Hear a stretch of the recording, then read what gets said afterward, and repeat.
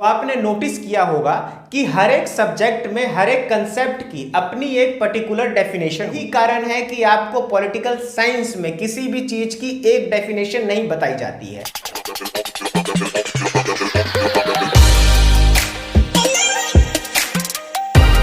नमस्कार दोस्तों, आज का ये वीडियो बहुत ही खास होने वाला है क्योंकि आज के इस वीडियो में हम एक ऐसी प्रॉब्लम के बारे में बात करने वाले हैं पॉलिटिकल साइंस की, जिससे पीड़ित तो हर कोई है, जिसे हर कोई झेल रहा है, लेकिन जिसका सॉल्यूशन किसी के पास नहीं है।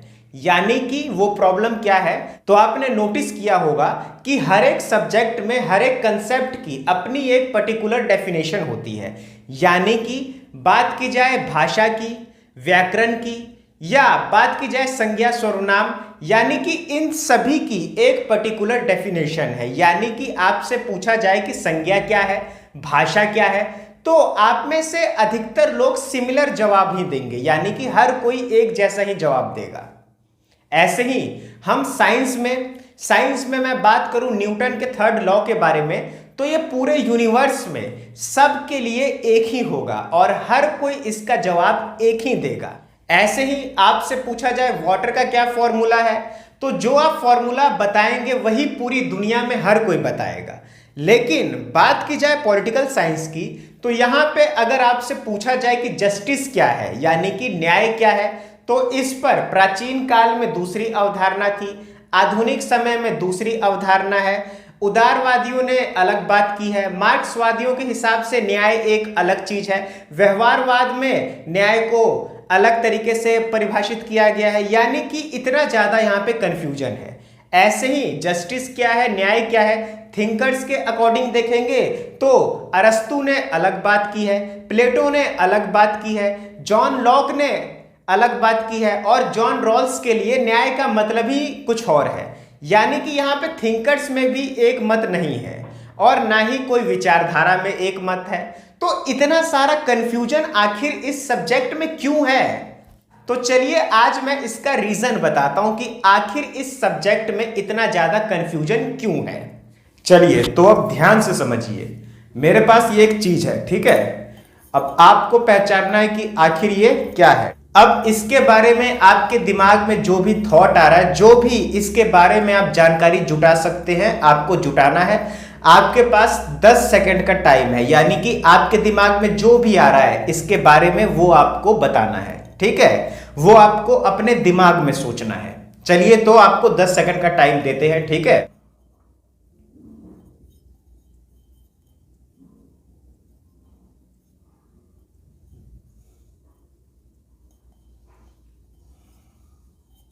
ओके। अब आप लोगों में से कई सारे आइडियाज इसके बारे में निकल के आएंगे।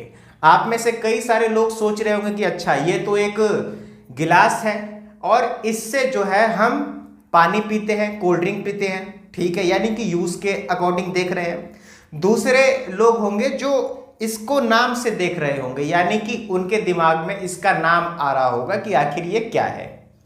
तीसरे मान लीजिए जो साइंस का स्टूडेंट होगा वो इसको मेटल के अकॉर्डिंग देख रहा होगा कि सर कौन सा मेटल दिखाना चाहते हैं, यानी कि ये सिल्वर है, कॉपर है, आयरन है, आखिर क्या है। वही दूसरी ओर जो मैथ का स्टूडेंट होगा वो देख रहा होगा कि इसमें एक सर्कल है, तो सर्कल की बाउंड्री एरिया क्या होगी, या सर्कल का रेडियस क्या होगा, ठीक है? यूं ही हम देखें तो सर्कल के साथ साथ ये एक सिलेंडर भी है, यानी कि हम कह सकते हैं कि हिंदी में हम लोग बेलन कहते हैं, तो ये बेलन भी है जिसका फॉर्मूला था 2πRh, है ना? तो हम इसको बेलन भी कह सकते हैं। या जो मैथ का स्टूडेंट होगा वो सोचेगा कि इसका सरफेस एरिया क्या होगा, इसकी डेंसिटी क्या होगी। अब कहने को तो चीज ये एक ही है, लेकिन इस चीज के प्रति आप लोगों के पास कई सारे नजरिए आ चुके हैं एक छोटी सी चीज के बारे में। तो पॉलिटिकल साइंस तो एक बहुत बड़ी चीज है। अब आपने एक छोटी सी चीज को इतने सारे तरीकों से समझ लिया, तो आप सोच रहे होंगे कि ठीक है हमने इतनी तरीके से एक चीज को समझ लिया, लेकिन इसका फायदा क्या है? तो इससे आप में क्रिटिकल थिंकिंग यानी कि आलोचनात्मक चिंतन का विकास होता है। और शिक्षा का और पढ़ाई का मतलब ही यही है कि आप में आलोचनात्मक चिंतन यानी कि आप में क्रिटिकल थिंकिंग डेवलप हो। आप एक ही चीज को कई सारे नजरिए से देख पाओ। दूसरा क्या फायदा है कि आप में एनालिसिस यानी कि विश्लेषण की क्षमता आप में डेवलप हो जाएगी। अब आप में से बहुत से लोग सोच रहे होंगे कि विश्लेषण की क्षमता अगर हम में आती है, अगर हम चीजों को एनालाइज करना सीख लेते हैं तो इससे हमारा क्या फायदा है सर? तो आपके लिए जितने सारे ऑप्शन दिखाई दे रहे हैं इन सब में आप पॉलिटिकल साइंस के दम पर, इन सब पे आप विश्लेषण यानी कि एनालिसिस के दम पर आप इन सब में अपना करियर बना सकते हैं। इन सभी फील्ड में आप जा सकते हैं पॉलिटिकल साइंस के साथ और इस विश्लेषण करने की क्षमता के साथ। तो देखा आपने, इतना जबरदस्त फायदा है। तीसरा फायदा मैं आपको बता देता हूं। तीसरा फायदा है कि यूपीएससी यानी कि सिविल सर्विसेज में जितने लोग सफल होते हैं उनमें एक बहुत बड़ा आंकड़ा जो है, उनमें सफल लोगों में एक बहुत बड़ा नंबर जो है वो पॉलिटिकल साइंस वालों का ही है। क्योंकि पॉलिटिकल साइंस में आप international relations, public administration, public policy, comparative politics और इंडियन फॉरेन पॉलिसी जैसे कई सारे सब्जेक्ट पढ़ सकते हैं। और इन सभी सब्जेक्ट्स पर या तो हमारे चैनल पर पहले से वीडियोस हैं और आगे आने भी वाली हैं, तो हम इन सभी सब्जेक्ट को इसी चैनल पर कवर करने वाले हैं। तो यही कारण है कि आपको पॉलिटिकल साइंस में किसी भी चीज की एक डेफिनेशन नहीं बताई जाती है। यहाँ कोशिश किया जाता है कि आप एक टॉपिक को, चाहे वो स्वतंत्रता हो, न्याय हो, कोई भी टॉपिक हो, चाहे वो अधिकार हो, कोई भी टॉपिक हो, उसे आप एकदम अलग अलग पहलुओं से, अलग अलग दृष्टिकोण से समझ सके। यही प्रयास पॉलिटिकल साइंस में किया जाता है और इसका क्या फायदा है ये आपने इस वीडियो में जाना ही।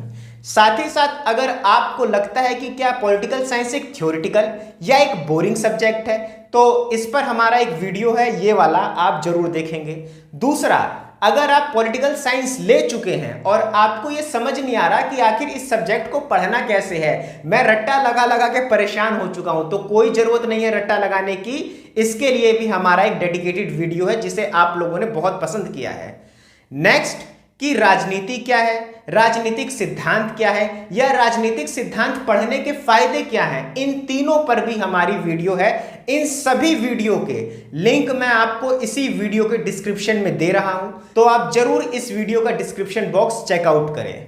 तो यही था साथियों हमारा आज का वीडियो। ये वीडियो आपको पसंद आई हो तो इस वीडियो को लाइक करें और ऐसे ही क्रांतिकारी वीडियोस को देखने के लिए इस चैनल को सब्सक्राइब करें। बहुत बहुत धन्यवाद आप सभी का।